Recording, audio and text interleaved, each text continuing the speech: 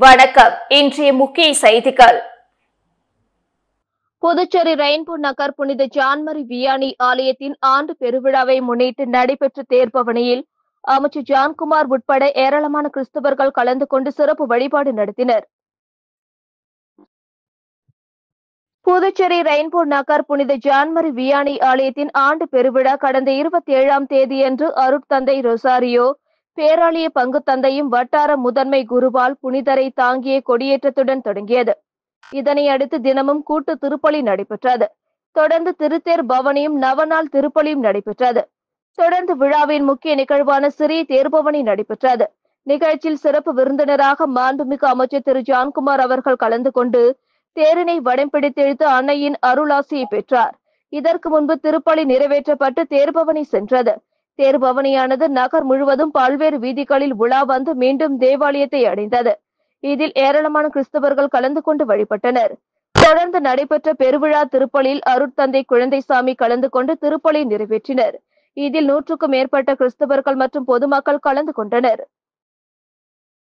புதுச்சேரி முதல்வர் ரங்கசாமியின் பிறந்த நாளையொட்டி அவருக்கு பிரதமர் மோடி, உள்துறை அமைச்சர் அமித்ஷா, தமிழக முதல்வர் ஸ்டாலின், ஆளுநர் கைலாஷ்நாதன் ஆகியோர் வாழ்த்து தெரிவித்துள்ளனர்.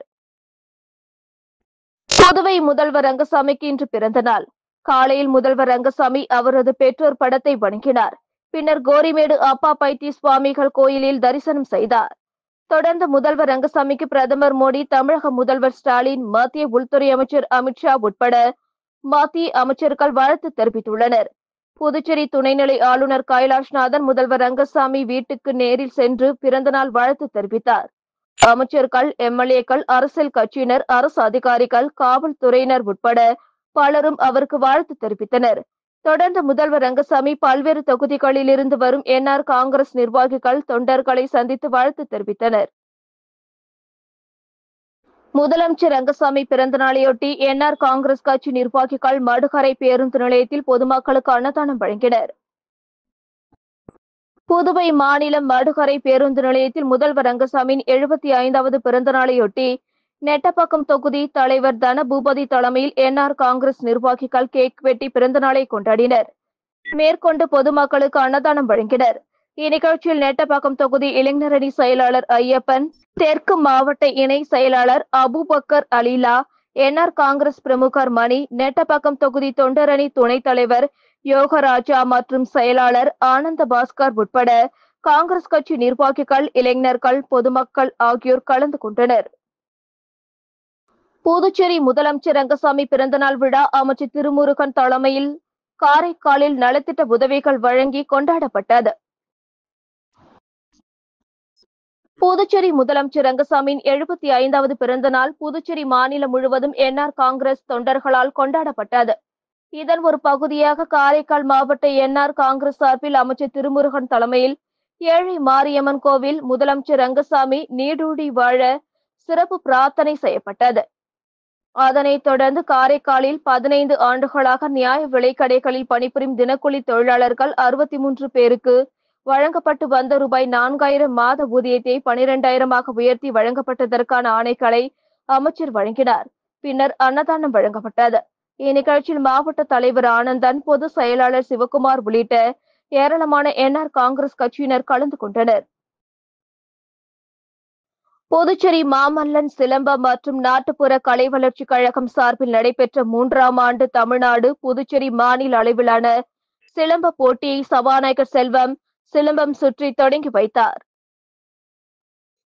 புதுச்சேரி மாமல்லன் சிலம்பம் மற்றும் நாட்டுப்புற கலை வளர்ச்சி கழகம் சார்பில் 3ஆம் ஆண்டு புதுச்சேரி தமிழ்நாடு மாநில அளவிலான சிலம்ப போட்டி 2025 இந்திரா காந்தி உள்விளையாட்டு அரங்கம் மைதானத்தில் தொடங்கியது. போட்டியில் சிறப்பு விருந்தினராக கலந்து கொண்ட சபாநாயகர் செல்வம், சட்டமன்ற உறுப்பினர் பாஸ்கர் என்கிற தட்சிணாமூர்த்தி ஆகியோர் சிலம்பம் சுற்றி போட்டியை துவக்கி வைத்தனர். இந்த போட்டியில் தமிழ்நாடு, புதுச்சேரியில் இருந்து சுமார் 500க்கும் மேற்பட்ட மாணவ மாணவிகள் கலந்து கொண்டு தங்கள் திறமைகளை வெளிக்காட்டினர். அதன்படி ஒற்றை சுற்று, இரட்டை கை சுற்று, சுருள்வாள் உள்ளிட்ட சிலம்ப கலைகளை செய்து காட்டி மாணவர்கள் தங்களது தனித்திறமைகளை வெளிக்காட்டி அசத்தினர். வெற்றி பெற்ற மாணவர்களுக்கு பரிசுகள் மற்றும் விருதுகள் வழங்கி கௌரவிக்கப்பட்டது.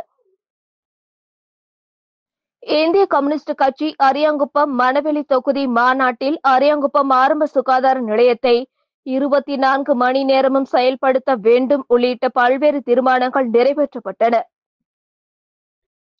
இந்திய கம்யூனிஸ்ட் கட்சி அரியாங்குப்பம் மணவெளி தொகுதி மாநாடு தனியார் திருமண மண்டபத்தில் நடைபெற்றது. தலைமை குழு நிர்வாகிகளாக குழந்தைவேலு, சக்திவேல், மலர்விழி ஆகியோர் தேர்வு செய்யப்பட்டனர். மாநாட்டில் சிறப்பு விருந்தினர்களாக மாநில தலைவர் சலீம், முன்னாள் அமைச்சர் விஸ்வநாதன் ஆகியோர் கலந்து கொண்டு மாநாட்டு கொடியினை ஏற்றி வைத்து சிறப்புரையாற்றினார்கள். அதைத் தொடர்ந்து புதிய நிர்வாகிகள் தேர்ந்தெடுக்கப்பட்டனர். மாநாட்டில் அரியாங்குப்பம் ஆரம்ப சுகாதார நிலையத்தை தரம் உயர்த்தி 24 மணி நேரமும் செயல்படுத்த வேண்டும். ஞானமேடு பகுதி பழங்குடியின மக்களுக்கும் அரவிந்தர் நகர் பகுதி மக்களுக்கும் இலவச மனைப்பட்டா வழங்க வேண்டும். கிராமப்புற தொழிலாளர்களுக்கு அரசின் 100 நாள் வேலைவாய்ப்பு திட்டத்தை முழுமையாக செயல்படுத்த வேண்டும் உள்ளிட்ட பல்வேறு தீர்மானங்கள் நிறைவேற்றப்பட்டன. கோட்டைமேட்டில் எழுந்தருளியிருக்கும் அருள்மிகு ஸ்ரீ ஆகோர மாரியம்மன் ஆலய பிரம்மோற்சவ விழாவினை முன்னிட்டு நடைபெற்ற மகா கணபதி ஹோமத்தில் திரளான பக்தர்கள் கலந்து கொண்டு சுவாமி தரிசனம் செய்தனர். புதுச்சேரி மாநிலம் வில்லியனூர் கொம்யூன் கோட்டைமேட்டில் எழுந்தருளியிருக்கும் அருள்மிகு ஸ்ரீ அகோர மாரியம்மன் ஆலய பிரம்மோற்சவ விழாவினை முன்னிட்டு விக்னேஸ்வர பூஜை, மகா கணபதி ஹோமம், பூர்ணாஹீதி அபிஷேகம், ஸ்ரீ பால விநாயகர் ஆலயம் வலம் வருதல், தீப ஆராதனை, பிரசாதம் வழங்குதல் உள்ளிட்ட நிகழ்ச்சிகள் நடைபெற்றது. மேலும் முக்கிய நிகழ்வாக வருகின்ற 12ஆம் தேதியன்று திருத்தேர் வலம் வருதல் நிகழ்ச்சி, பார்சாகை வார்த்தல் நிகழ்ச்சி, செடல் தரித்தல், செடல் ஊர்வலம், கழுமரம் ஏறுதல், அம்மன் வீதி உலா உள்ளிட்ட நிகழ்ச்சிகள் நடைபெறுகிறது. மேலும் நடைபெறும் விழாவில் தினம்தோறும் சுவாமி இரவு மின் அலங்காரத்துடன் வீதி உலா நடைபெறுகிறது. இந்நிகழ்ச்சியில் திரளான பக்தர்கள் கலந்து கொண்டு சாமி தரிசனம் செய்தனர். சமூக வலைத்தளங்களின் வழியாக பகிரப்படும் போலி கடன் செயலிகளை பதிவிறக்கம் செய்ய வேண்டாம் என்று சைபர் கிரைம் போலீசார் எச்சரிக்கை விடுத்துள்ளனர். இது தொடர்பாக அவர்கள் வெளியிட்டுள்ள அறிக்கையில், சமூக வலைத்தளங்களான Instagram, Facebook, WhatsApp, YouTube, ShareChat போன்றவற்றில் உடனடி கடன் தருவதாக பல விளம்பரங்கள் வந்து கொண்டே இருக்கின்றன. மேலும் நீங்கள் அந்த செயலியை பதிவிறக்கம் செய்து அதில் கேட்பவைகளுக்கு சரி என்று கொடுத்தாலே சைபர் குற்றவாளிகள் தங்களை பணம் கேட்டு புகைப்படத்தை ஆபாசமாக சித்தரித்து மிரட்டுவர். இதுபோன்று புதுச்சேரி இணையவழி காவல் நிலையத்தில் 100க்கும் மேற்பட்ட புகார்கள் வந்துள்ளன. விசாரணையில் இணையவழி குற்றவாளிகள் பாகிஸ்தான், சீனா, கம்போடியா போன்ற நாடுகளிலிருந்து வாட்ஸ்அப் மூலம் மிரட்டுவது கண்டுபிடிக்கப்பட்டுள்ளது. அதனால் பொதுமக்கள் உடனடி கடன் செயலி மூலம் கடன் பெற வேண்டாம் என்றும், அடையாளம் தெரியாத வாட்ஸ்அப் எண்கள் மூலம் உங்களை வாட்ஸ்அப்பில் தொடர்பு கொண்டால் அந்த வாட்ஸ்அப் கணக்கை சைபர் கிரைம் காவல் நிலையத்தில் அளிக்குமாறும் தெரிவித்துள்ளனர். புதுச்சேரி சொக்கநாதன்பேட்டை தட்சிணாமூர்த்தி நகர் அருள்மிகு ஸ்ரீ புத்துமாரியம்மன் ஆலய ஆடி திருவிழாவை முன்னிட்டு அம்மனுக்கு ஊஞ்சல் உற்சவம் நடைபெற்றது. இதில் ஏராளமான பக்தர்கள் கலந்து கொண்டு சாமி தரிசனம் செய்தனர். புதுச்சேரி சொக்கநாதன்பேட்டை தட்சிணாமூர்த்தி நகர் அருள்மிகு ஸ்ரீ புத்துமாரியம்மன் ஆலயத்தில் ஆடி திருவிழா 31ஆம் தேதி ரக்ஷா பந்தனை, பூஜை, கலச பூஜை மற்றும் விநாயகர் வழிபாடு ஆகியவற்றுடன் தொடங்கியது. தொடர்ந்து அம்மனுக்கு சிறப்பு அலங்காரத்துடன் காப்பு கட்டுதல் மற்றும் மகா தீபார்த்தனை நடைபெற்று பிரசாதம் வழங்கப்பட்டது. தொடர்ந்து வெள்ளிக்கிழமை அனைத்து பரிவார மூர்த்திகளுக்கும் மகா அபிஷேகம் மற்றும் அம்மனுக்கு விசேஷ திரவிய அபிஷேகம் ஆகியவை நடைபெற்றது. பின்னர் சிறப்பு அலங்காரத்துடன் அம்மன் வீதி உலாவும் கரகம் வீதி உலாவும் நடைபெற்றது. தொடர்ந்து ஆடி விழாவில் முக்கிய நிகழ்வான மஞ்சள் நீராட்டு மற்றும் ஊஞ்சல் உற்சவம் வெகு விமர்சையாக நடைபெற்றது. இதில் திரளான பக்தர்கள் கலந்து கொண்டு ஆடி அம்மனை வழிபட்டு சென்றனர். பாகூர் ஏரிக்கரையில் 5ஆம் ஆண்டு ஆடிப்பெருக்கு விழா மேளதாளங்கள் உள்ளிட்ட மங்கள வாத்தியங்கள் முழங்கிட சிறப்பாக நடைபெற்றது. புதுச்சேரியின் 2வது பெரிய ஏரி பாகூர் ஏரி 1000 ஆண்டுகளுக்கு மேல் பழமை வாய்ந்தது. இந்த ஏரியின் மூலமாக பல ஆயிரம் ஏக்கர் நிலங்கள் பாசனம் பெற்று வந்தன. இந்த ஏரிக்கு பருவமழை பெய்தால் மட்டுமே தண்ணீர் நிரம்பும் என்ற நிலை இருந்தது. இதனால் மன்னர் காலத்தில் வாழ்ந்த நாட்டிய சகோதரிகளான பங்காரி, சிங்காரி பாகூர் ஏரிக்கு மழை இல்லாத போதும் தண்ணீர் கொண்டு வர முடிவு செய்தனர். இதற்காக தென்பெண்ணை ஆற்றின் குறுக்கே உள்ள சொர்ணாவூரிலிருந்து பங்காரியின் முயற்சியால் 14 கிலோமீட்டர் நிலத்திற்கு வாய்க்கால் வெட்டி பாகூர் ஏரிக்கு தண்ணீர் கொண்டு வரப்பட்டது. அதேபோல் அவரது சகோதரியான சிங்காரியின் முயற்சியால் தூர்ந்து கிடந்த பாகூர் ஏரி தூர்வாரி ஆழப்படுத்தி கரை சீரமைக்கப்பட்டது. பாகூர் ஏரிக்கு தண்ணீர் கொண்டு வந்த பங்காரி சிங்காரி சகோதரிகளை நினைவுகூரும் வகையில் அவர்கள் நடனம் ஆடுவது போன்ற கருங்கல் சிற்பம் பாகூர் ஏரியின் உபரி நீர் வெளியேறும் அரங்கனூர் கலிங்கல் பகுதியில் உள்ளது. இங்கு வாரந்தோறும் செவ்வாய்க்கிழமைகளில் பொதுமக்கள் சிறப்பு பூஜைகள் செய்து வழிபட்டு வருகிறார்கள். இங்கு ஆண்டுதோறும் ஆடிப்பெருக்கு விழா விமர்சையாக நடைபெறும். அதன்படி 5ஆம் ஆண்டு ஆடிப்பெருக்கு விழா மேளதாளங்கள் உள்ளிட்ட மங்கள வாத்தியங்கள் முழங்கிட மஞ்சள், சந்தனம், பால், தயிர், இளநீர், பன்னீர் உள்ளிட்டவைகளால் பங்காரி சிங்காரிக்கு சிறப்பு அபிஷேகம் செய்து ஊரணி பொங்கல் வைத்து தீபாராதனை நடத்தி ஏராளமான பெண்கள் வழிபட்டனர். இதில் அரங்கனூர், சேலியமேடு, பாகூர், நிர்ணயப்பட்டு உள்ளிட்ட கிராமங்களை சேர்ந்த ஏராளமான பொதுமக்கள் கலந்து கொண்டு தரிசனம் செய்தனர். இதற்கான ஏற்பாடுகளை அரங்கனூரை சேர்ந்த அர்ச்சகர் ராதாகிருஷ்ணன் மற்றும் விழாக்குழு நிர்வாகிகள் செய்திருந்தனர்.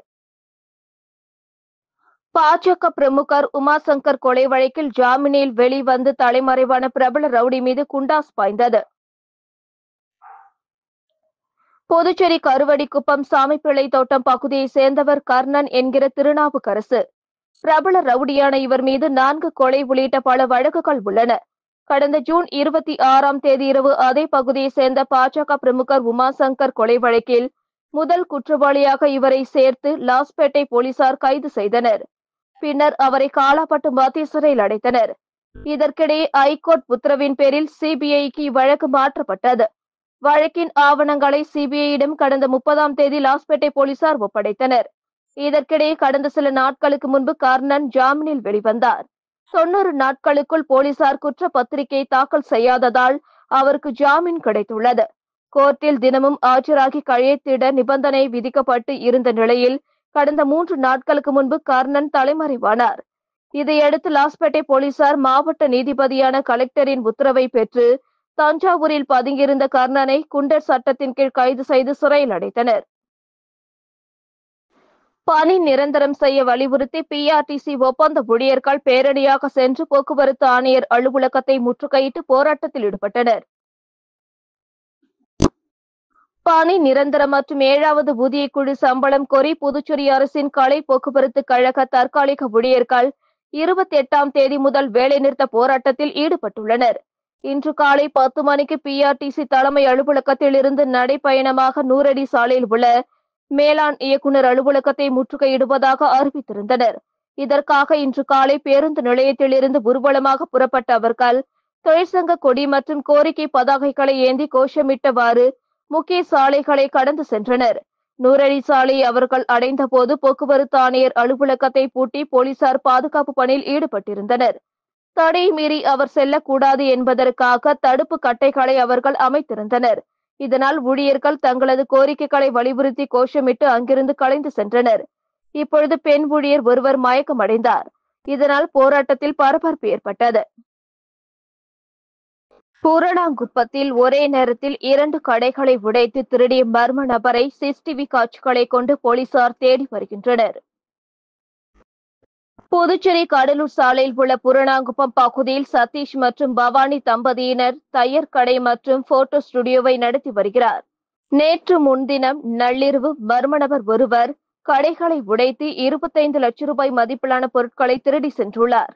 சிசிடிவி காட்சிகளை ஆய்வு செய்தபோது மர்ம நபர் ஒருவர் வெள்ளை சாக்கு பையில் இரும்பு தடி மறைத்து வைத்துக் கொண்டு குடை பிடித்தபடி முகத்தை மறைத்து மாடிப்படி ஏறி செல்வது பதிவாகியிருந்தது. இதனைத் தொடர்ந்து சிசிடிவியில் காணப்பட்ட நபர் குறித்து தவளக்குப்பம் போலீசார் வழக்கு பதிவு செய்து குற்றவாளியை தேடி வருகின்றனர். புதுச்சேரியில் போக்சோ வழக்கில் சிறைக்கு சென்று ஜாமீனில் வெளியே வந்த நபர் சிறுமியின் தாயாரை மிரட்டிய வழக்கில் போலீசார் கைது செய்தனர். புதுச்சேரி வில்லியனூர் பகுதியில் கடந்த 2024ஆம் ஆண்டு சிறுமிக்கு பாலியல் தொல்லை கொடுத்த வழக்கில் கூடப்பாக்கம் பகுதியை சேர்ந்த வாழ்முனி என்பவரை வில்லியனூர் போலீசார் போக்சோ சட்டத்தின் கீழ் கைது செய்து சிறையில் அடைத்தனர்.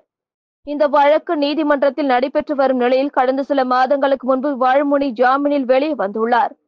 இந்த நிலையில் இந்த வழக்கில் முக்கிய சாட்சியான சிறுமியின் தாயாருக்கு நேற்று வாழ்முனி கொலை மிரட்டல் விடுத்தார்.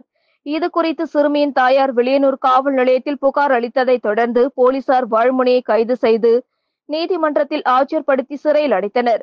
போக்சோ வழக்கில் ஜாமீனில் வெளியே வந்த குற்றவாளி சிறுமியின் தாயாருக்கு கொலை மிரட்டல் விடுத்த சம்பவம் பரபரப்பை ஏற்படுத்தியுள்ளது.